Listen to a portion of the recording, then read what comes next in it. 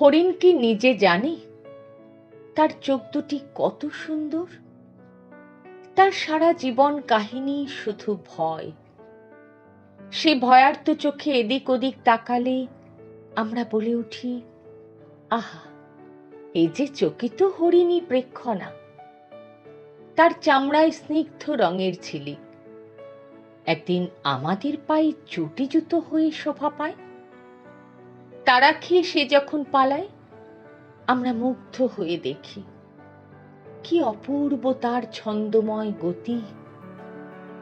আমরা কত ফুলের গলা টিপে ছিঁড়ে এনে ফুলের বন্দনা গান গাই, মৌচাক ভেঙে মধু চুরি করে আনি, মৌমাছিকে নিয়ে লিখি কত কাব্য।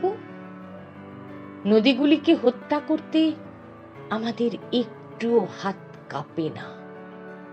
পাখিগুলিকে আকাশ থেকে ধরে এনে পুড়ে দিই খাঁচায়। ঘাসের উপর শিশির বিন্দু পায়ে পায়ে নোংরা হয়ে যায়। মাঝে মাঝে জঙ্গল থেকে দুটো একটা হরিণ ছিটকে চলে আসে শহরে।